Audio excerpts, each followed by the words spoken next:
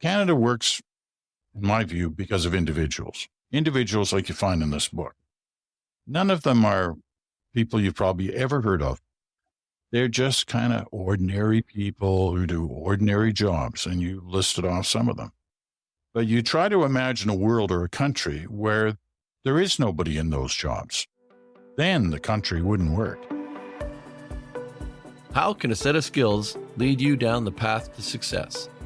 That's what we're setting out to answer on the EdUp Canada podcast. I'm your host, Michael Sangster. Join me as we unpack how leaders around the world have taken training and skills and turned that into a lasting career. Now let's learn together.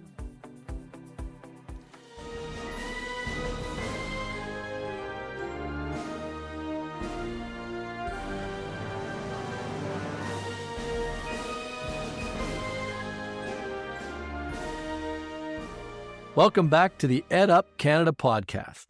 It's Michael Sangster, your host, and let's get started with this week's episode. I grew up in a household where news, facts, and community involvement mattered. We read things. The newspaper was on the kitchen table. We engaged in community activities, and the CBC was on the TV. I grew up listening to the voice of Knowlton Nash coming out of the television, telling me what happened that day. And then as I got involved in politics myself, and as I got more involved in the world, the voice changed to my guest today, Peter Mansbridge. Peter was the host of the CBC National News from 1988 until 2017, and he saw the world change through a series of events too long to speak about now, without making this a three-part series. He was an institution in our homes for decades, and it is my honor to have him as my guest today, not just because of his career, but because of his latest book, How Canada Works, and the view that's created for me about our country. Mr. Mansbridge, welcome to the EdUp Canada podcast, and let's dive right in. Michael, it's great to be here. Looking forward to it. I'm looking forward to it because you're one of the most prominent broadcasters of your generation in the world, not just Canada. So as you look at the world now, what would you say keeps you up at night when it comes to the state of the media, the public's trust in the media, and the state of misinformation and disinformation? There's a lot in that question, Michael. And the key word in all of it is trust. When you're a journalist, you need the trust of your audience. If you don't have that, you don't have much. And to gain trust, you need to deal in the truth. The truth is what matters. Truth is all that really matters. You tell the truth in the stories you're telling, you gain trust. When other things start to slip into the way, you start losing trust. And that's kind of where we're at right now with kind of a general picture of the media. Not every element of the media, but many parts of it. And as a result, people tend to question their faith and their trust in all of journalism because of that. We've seen a drop in those trust factors when Canadians are asked about certain professions and how much faith you have, how much trust you have in those professions, how much you admire those professions. Always at the top are, kind of doctors, nurses, firefighters, police officers. They're usually near the top and have been consistently over many decades. Journalists used to be close to that. Not anymore. Journalists have lost a lot of that trust factor. In my view, that leads to questions about our faith in democracy. I mean, if journalism is one of the pillars of democracy, if people are losing faith in their journalists, then they're losing faith in the democracy that they cherish. So that's the kind of big picture. You mentioned misinformation and disinformation, and it's important to understand what those terms really mean. Misinformation is basically mistakes, bad journalism. Bad in the sense that things haven't been checked and errors slip into the process. That's misinformation. That can be corrected. And journalists need to stand up and say they got things wrong, if in fact that's what's happened.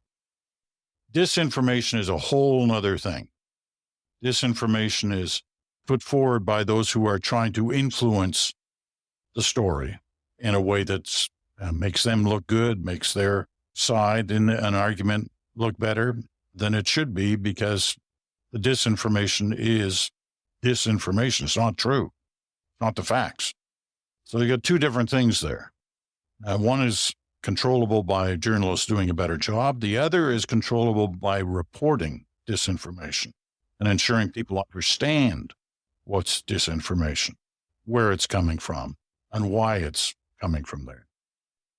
So that's a long answer to your pointed question. My 3-part question? Yeah, exactly. But that's kind of a sense of the picture on, what do I worry about? Listen, I still have many friends who are great journalists, and I'm very proud of them, and I'm proud to say I know them and respect their work.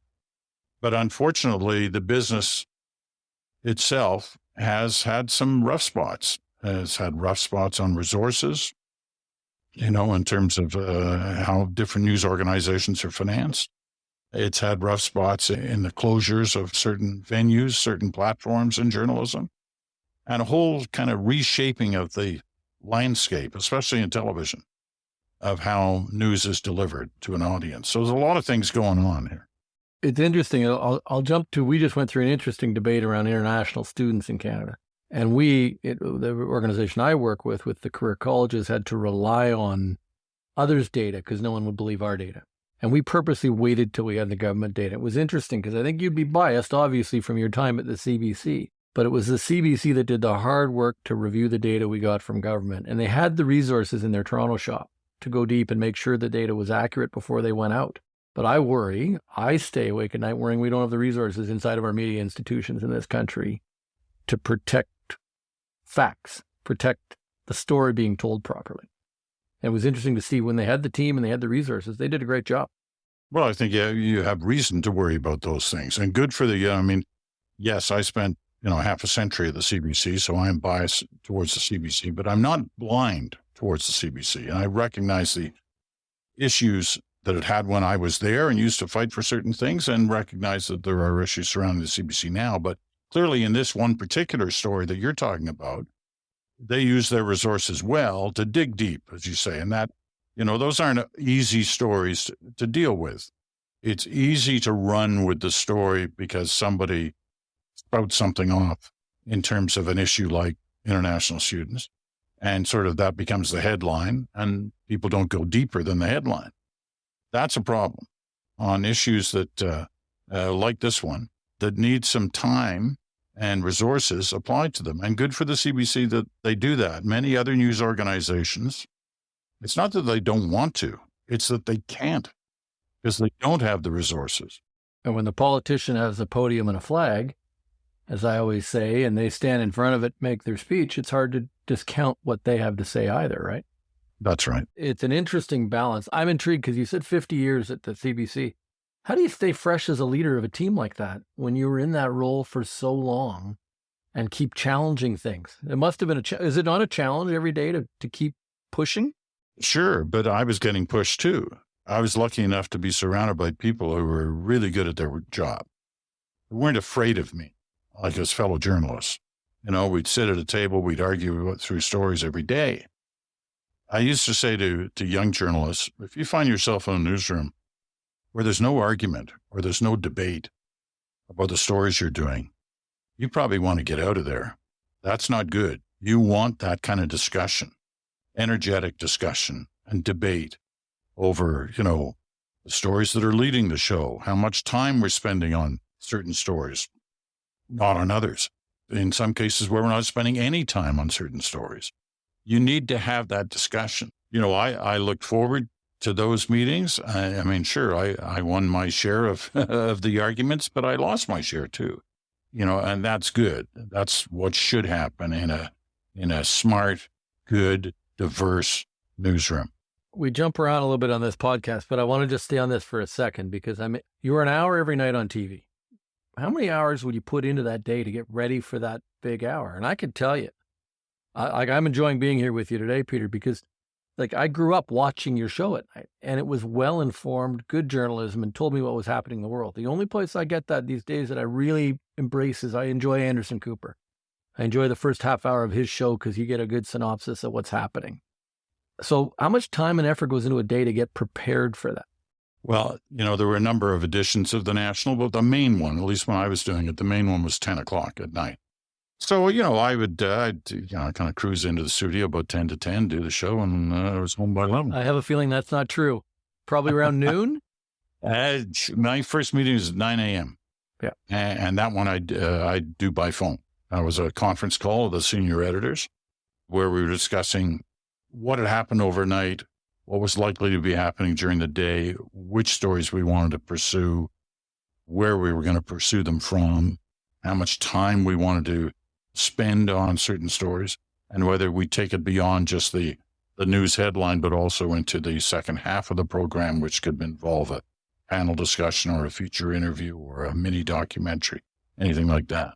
So that's like 9 a.m. and you got to be up to speed. You got to know what's kind of going on by then. So been up since probably 7 and reading stuff, watching stuff to get ready for the 9 o'clock. Then usually into the office by 11, variety of different meetings, have meetings throughout the day that are constantly, you're adapting to new stuff that's breaking, but you're constantly recognizing the fact we don't have room for all of this.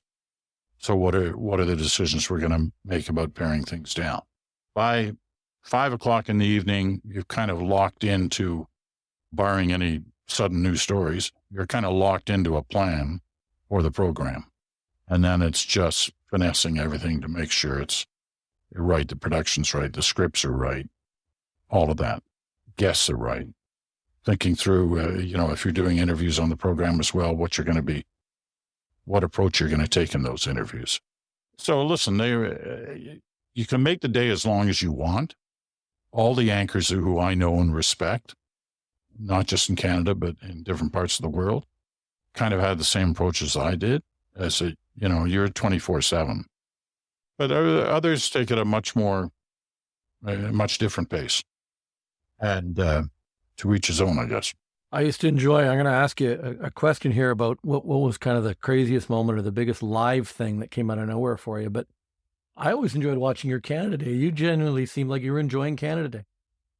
Yeah, I always enjoyed Canada Day. I enjoyed doing those. I enjoyed doing, royal shows, like royal weddings. I did a whole bunch of royal weddings and, royal visits, all of that stuff.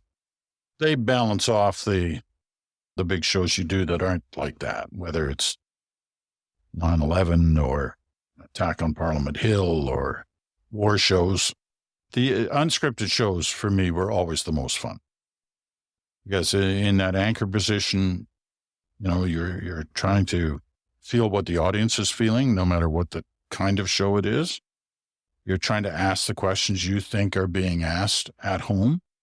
You're having fun when fun is warranted, and you're being solemn when that's warranted too. So I absolutely enjoyed the live unscripted shows the most, and was lucky enough to work with some incredible people, whether they were correspondents who were working with me on air or whether it was the people behind the scenes. You had one of the best group of international correspondents going too. Oh, yeah. A spectacular team. Absolutely. Yeah. I mean, you think about it, from the Joe Schlesingers and the David Haltons and the Don Murrays and the Patrick Browns to the Adrian Arsenaults, the Susan Ormistons, the Nala Ayeds of today. I mean, we have some amazing, and I'm just talking about the Canadian ones. Mm-hmm. There's CBC ones. There are so many great Canadian correspondents, which is no surprise why the American networks often want to hire Canadians, because they're, they've got a pretty good world view. It's just something that can be really important when you're dealing with some of these dicey international stories. I don't think anybody had a better international team though, out there across the world when you were in that chair. Well, I would like to think that's the case. I'm pretty proud of, the people I work with, my best friend, Brian Stewart, who I worked with and still work with now on my podcast. He's on it every once in a while. He's writing his memoirs right now, which will be a terrific book.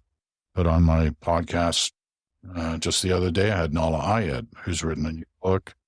And, she's the host now of Ideas on CBC Radio, but she was an incredible foreign correspondent for us during my time. So I was very lucky. And so were Canadians, extremely lucky that they have had this contingent of journalists. And once again, not just of the CBC. I'm pretty proud obviously, of those I work with, but so can some of the correspondents who've been at CTV and Global in different parts of the world.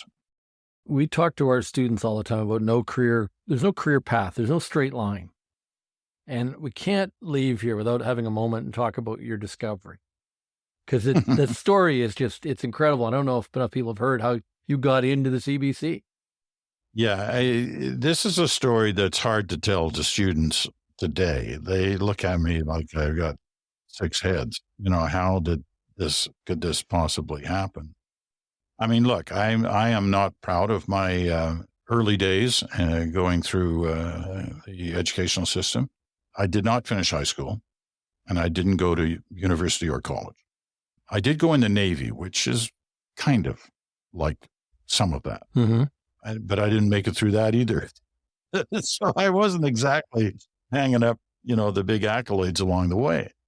But when I was 19, I ended up, after a series of events, working for a small airline in Churchill, Manitoba, right? So you couldn't get much more remote than Churchill. I've been there. Up on Hudson Bay, polar bears, the whole bit. And the airline was an airline called Transair, and I loved working for it. I loved my airline days. I was with Transair for a couple of years. But in 1968, in the fall of 1968, I was loading bags and, handling the freight operation out of Churchill.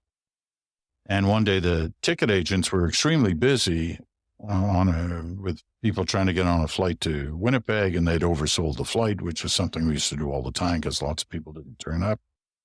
But this day they all turned up. So there's chaos at the desk. They said to me, will you go over and announce the flight so we can handle the passengers here? Just go over there and tell them what the flight number is ready to board. So I go over to the little microphone that was on the counter, and I push down the button and I go, Transair, flight 106 for Thompson, Nepal, and Winnipeg is now ready for boarding at gate 1.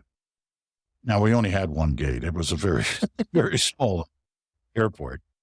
But people started rushing towards the gate 1, except for one guy who comes over to where I'm standing, and he said, hey, you've got a really good voice. Have you ever thought about being on radio? And I had never thought about that. And I said, no, I've never thought about being on radio. And he said, well, I'm manager of the CBC Northern Service Station here in Churchill. And I can't find anybody to do the late night shift from 11 o'clock at night until 1 o'clock in the morning. I've tried all kinds of people. Nobody will do it. Would you be interested? And I said, sure, I'll keep my job at Transair and I'll just work nights at the CBC. And I started the next night. They gave me like a 1-hour training session, and I was doing like a late night DJ, which I was terrible at, mind you. But I love broadcasting. I love talking into a microphone, just like we're doing now. And the next thing I know, they didn't have a newscast in Churchill, so I suggested they start one. Because I, like you, had sat around at home as a kid in a family that loved talking about current affairs, whether it was reading the newspaper or listening to the World at 6 on CBC radio. We do that every day and talk about the issues. And so I started a little newscast. They offered me a full-time job in Churchill. I started a little newscast. It was on every night. I think the first night it was like 2 minutes long, and eventually it was a half hour, which is pretty amazing when you consider Churchill was like 1,100 people. But I managed to find enough things to talk about. And then my name became known in Winnipeg and Toronto. And the next thing I knew, that was all radio. Next thing I knew, I was moving to Winnipeg in the early 70s and did radio and television. I went from there to Regina, then to Ottawa, where I was through the Pierre Trudeau, Joe Clark days, and a little bit of overseas stuff. And then to Toronto, started anchoring in the early 80s. That was it. So as I said, Michael, when I tell that to students, journalism students, they go, this isn't fair. This cannot be fair. Either they're stretching every penny they've got to take journalism school, or their parents have supported them through this. And here they hear this story of some baggage handler from Churchill who ends up reading the National. If that gentleman's not sitting in a chair that day, it doesn't happen, right?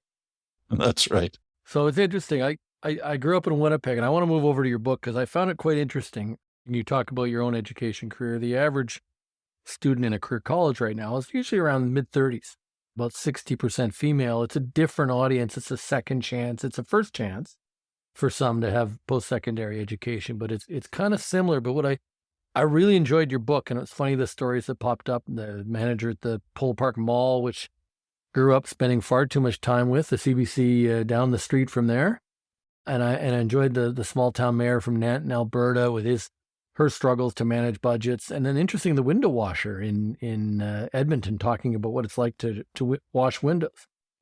Talk to me about why you did the book and maybe one of the interactions that really jumped out at you, because it's quite an interesting little group of series of reads. Mark Bulgutch and I, Mark worked with me at the CBC for years. He's a producer of specials. He was the lineup editor at the National for most of the time I was there. He and I have written a couple of books now, and this is the last one, How Canada Works. And the idea behind it was, I said, look, I'm uncomfortable with this constant discussion about how the country's broken. And I realize that's a political discussion.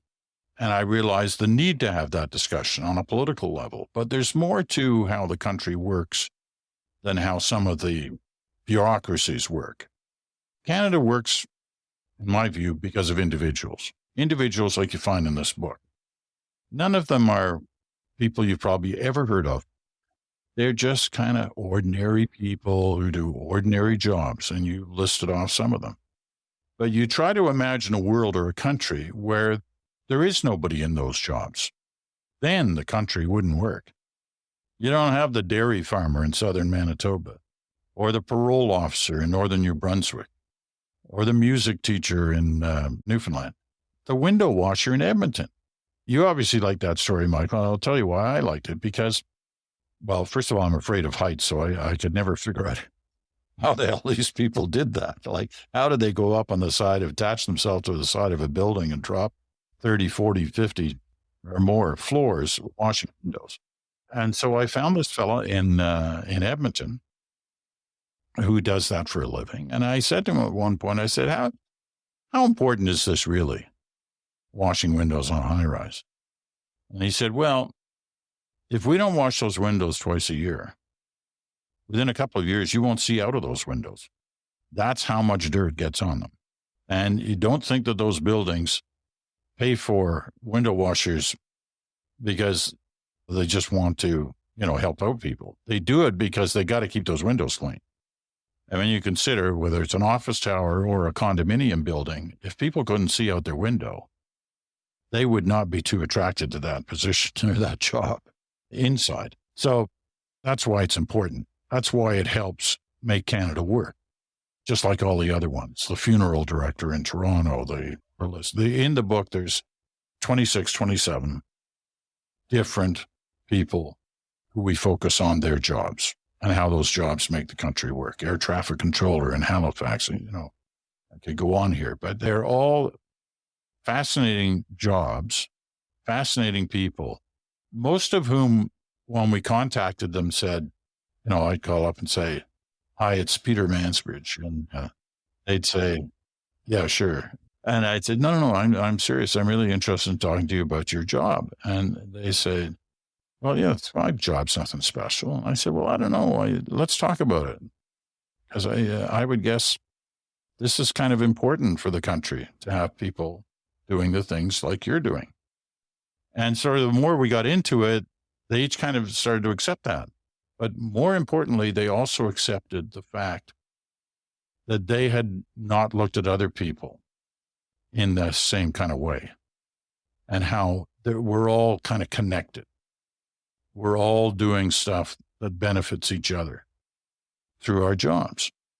It was quite fun doing the book. The other book Mark and I did together was called Extraordinary Canadians, which is about a group of people, once again, who you probably never heard of, but all who faced certain challenges in their life. Could be health, could be natural disaster, could be a car accident, could be any number of things. But they faced them head on and dealt with them, and through that inspired others. And we got lucky. That book came out right as the pandemic hit. We had no idea that was going to happen. But people were looking for inspiration, and they found it in that book. And so it sold like 50 or 60,000 copies, which, as you know, Canada, for a book to sell that many copies, something's got to be right about it. So that's my story about how Canada works. We're both very proud of that book.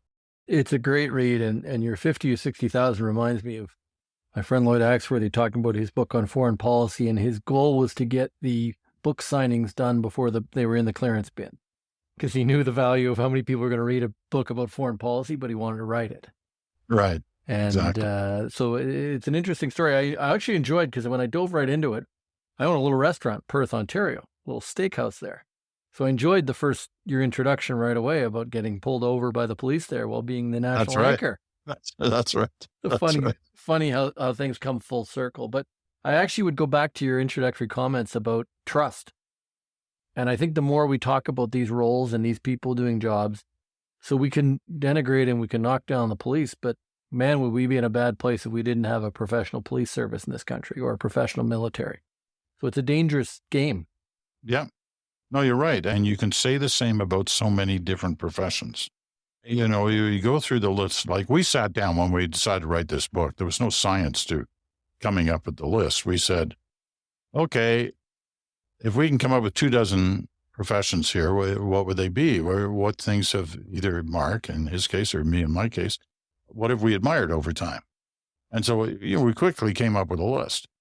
Then we decided, okay, there's certain things about this book that have to happen. It's got to be diverse in geography. We want to kind of span the country. It's got to be diverse in gender. Got to be diverse in culture. All the kind of diversity check marks applied for us. And we were glad we did it that way. It was a little harder to come up with people. We came up with the window washer in Edmonton because we were short on the number we had from Alberta. And we were looking at the list we hadn't come up with, and there was window washer. So, we started calling around and found this company in Edmonton. And I said, you got somebody who loves their job and likes to talk about it. I said, oh, we got the guy for you. Bingo. Next thing you knew, I was talking to him. I found it interesting. The book's titled How Canada Works. So it was natural that you didn't interview anybody from the Toronto Maple Leafs, because that team does not work, does it? Now that's cruel. That's really cruel, Michael. We do enjoy, as a fan of the Ottawa Senators, we do enjoy our mocking of the Toronto Maple Leafs. We do. Oh, yeah. Sometime they did so well this year. Next year's their year, I hear. I was talking to one of their biggest fans. We have that phrase. I was talking to General Rick Hillier the other day about the team. He's a huge fan, and next year we're going to have a parade. I don't think it's happening, Rick, but we'll keep hoping for you. But it's nice to see Edmonton starting on the weekend in the finals. That'll be fun to watch. It will be fun, and it's about time. What's it been, 30 years or more since a Canadian team won the Cup? It would be nice to see Edmonton do that. We're talking about how Canada works, and the majority of the last 10 Stanley Cup champion teams had the most Canadians on their team. And Edmonton has the most players in the playoffs for Canadian content on the team. So maybe we're telling something here. So you're going to come join us at our event in the fall in Toronto, and we're going to have a bit of a fireside chat with our members a little bit about what's going on in the world. And I think some of these stories are on careers and things. What are the skills in your passing? And I think even from these interviews, maybe first off, what's a skill that made you successful? Because you've had it, as you talked about earlier, a really interesting path, right? And right. What do you think made you shine through and be successful? And did you develop it later in life, or is it something you already had? You've obviously got the voice, but what is the thing you have? Listen, journalism's not rocket science. It's pretty straightforward. It's being interested, fascinated, really, in what's going on around you, right? You got to have that. Second, you got to have the ability to ask questions, to find out more information about what's happening. And then thirdly, you have to have the ability, and it could be your voice, it could be the way you write, it could be any number of things about you that gives you that ability to take what you've learned and inform others of it. Now, if you have those three things, that sets you up to go into the right kind of training, mentorship from people you would admire and who can help you on this kind of thing. and to move forward. But you need those basics, I've always found. And I've seen enough people come into my business over more than 50 years who didn't have the basics, but had all the credentials other than that. And you kind of knew, you know what, it's not going to work. Not going to work for them. Something will work for them. It's not going to be this. And I think in almost every case, if not every case, I was proven correct on that. So you have to have those things. In interviewing, you know, the key then, I learned this the hard way over many years. You got to listen. You got to listen. Sounds simple. Hey, I'm doing an interview. Obviously, I can hear the person. But you got to listen to what they're saying. Because I never go into an interview anymore with notes or a list of questions. I used to. I did that a lot. But I found myself so tied down to the list that I wasn't listening to the answers. And it's those answers that can take you off in any number of different directions for the good. You listen to what you're doing, or listen to what your guest is saying, and try to make them think. I always know when I've asked, you know, a good question, or at least a question that's going to give me an interesting answer. And that's because there's a pause. I ask the question and the person I'm interviewing kind of stops and they're having to think about it, as opposed to, I mean, I do a lot of interviews with people who've done hundreds of interviews before. So it kind of spills out of them. But if I can ask a question that makes them pause for a minute because they're not quite sure how to answer it, then I know I'm going to get something good. So I look for that. It's interesting. I just did some recently on CBC on Power and Politics, and there was a few that were tough that I had to pause for. And David left room for you to think, which is hard, right? To give the person a chance to, okay, and then answer the question. I think he's quite a good interviewer as we talk about people. Listen, I taught Cochrane everything he knows. I'll make sure he gets a copy of this. If you're looking at the people we train, and then we'll finish with our question we ask everybody, but if you're thinking about the people we train every day, which is a very diverse group of individuals training in to become personal support workers, to be cybersecurity, to be in accounting, quite a broad group of individuals in our colleges. What do you think is some of the skills that you found in your travels Canada's missing, and whether it's individual skills or the jobs we need to start training for that you think are missing, if you have a view on that? Okay, I made you pause, so that's a good sign. It was a good question. That's a sign of a really good question because, you know, I'm always a little gun shy about being critical of others. And I know you're not asking me to be specific about people in general, but more in terms of what are we looking for in terms of skills. And I've been around so long that we've gone through different periods of what we were looking for, what was needed, especially in the country. In the country today, whether it's politicians or whether it's business leaders or community leaders, we need a sense of not being polarized. It's fine to have different opinions, but there's got to be a skill involved in people getting along together to try and reach a common goal. It's what leadership's all about. It's trying to put a diverse group of people together and having a plan, having an idea that you either come up with together or that you put forward. And this diverse group is able to tug you along in the direction that you've all decided you want to go. And that is a skill. And trying to find better ways for communities, political parties, governments, individuals to achieve common purpose is a skill we seem to be lacking in right now. I mean, who's the leader who you can rally around for that these days? Probably go back to our old province. You know, Wab Kinew is seemingly doing that so far, but it's early. He's still on a honeymoon. But man, I watch him and I watch the people who are attracted to him in terms of listening and hoping. And I see good things, and I hope it continues for him. My conservative friends are listening to Wab Kinew. I think it's a really good point that people need to listen to, because I'm watching my friends back in Manitoba who are lifelong conservatives saying, I like the way he says things. I like the way he's trying to bring us together. When we're craving that. Don't remind him he used to work at the CBC. Yeah, that might not help him these days. And it's interesting. We've had a couple of conversations with people, Chad Rogers and Goldie Hyder and others, talking about decorum in Parliament. There was end of a conversation was actually, no, let's disagree but not be disagreeable, and the way it used to be. And I remember when I was around the Hill running to the Hill for debates between John Crosby and George Baker. And they disagreed vehemently, but they were never disagreeable. Right. Those were good days. And I was on the road during the Turner elections, and Mr. Mulroney and Mr. Turner never were enemies. They just disagreed with each other. That's right. So we can get there. So we finish every one of these podcasts. We allow people to take a moment, just talk about someone, a mentor that affected their lives, or two. And it's been interesting as we've done this. I've actually thought of new ones every single time. We talked earlier before we went on the air.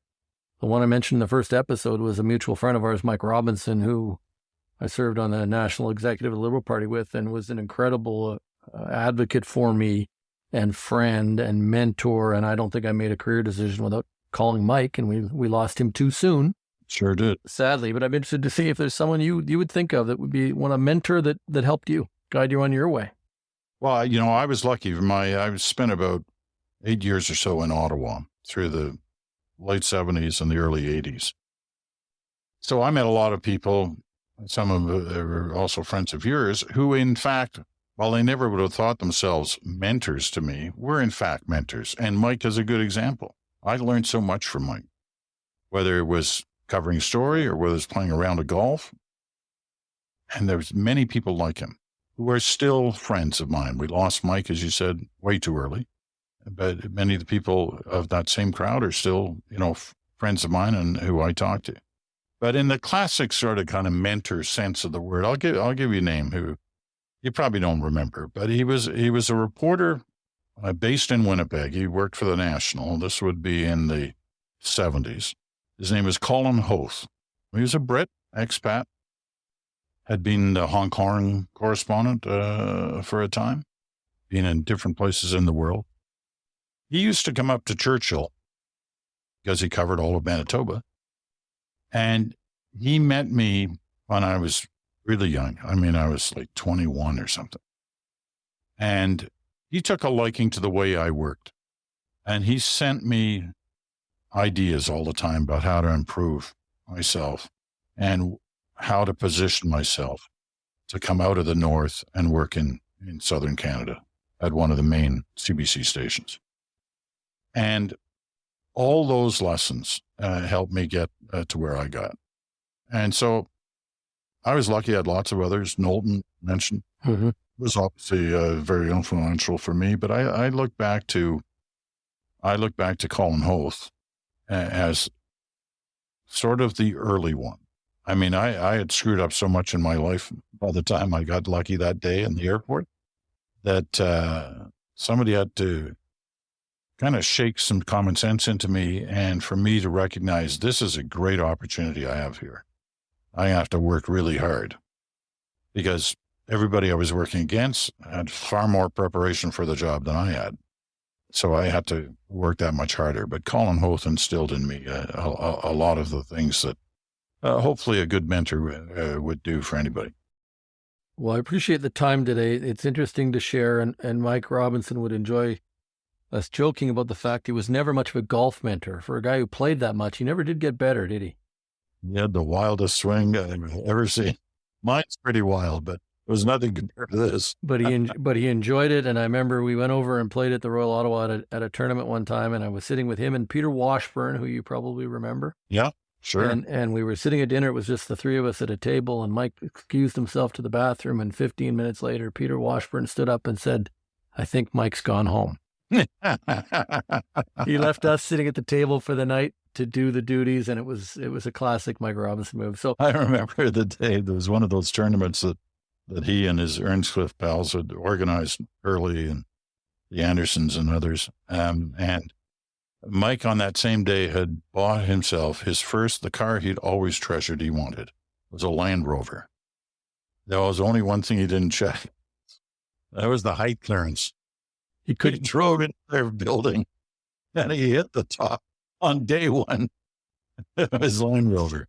Oh, yeah. Oh, we're going by the old stories, but I joined that golf course because of that Ernest Cliff Golf Tournament at Rivermead, and I've been there for 25 odd years now, and I love the spot and often think of them. And so I appreciate your time today, Peter. I know you're away right now and took the time, and we greatly appreciate it. I encourage everybody to give the book a read. It's a really refreshing view on our country, and it does. You kind of said it, but to me, it just inspired a little bit of optimism, which I think writing should do, right? And it just got me a little fired up about the work we're doing, and we're looking forward to seeing you in the fall, because I think our members are going to enjoy the conversation with you for an hour. And I appreciate you taking the time today. It was good to see you again, and I look forward to seeing you in the fall. Thanks, Michael. It's been a treat. Take care. Appreciate it. Thank you, everybody, for listening to the EdUp Canada podcast, and we'll see you again next week for another episode. Thanks for listening to another episode of the EdUp Canada podcast. We release new episodes regularly, so make sure you hit that subscribe button so you know when they are officially out. If you love this episode, please leave a 4 or 5-star review wherever you listen to your podcasts so that others can also discover how a set of skills can lead to success. Thanks for learning with us.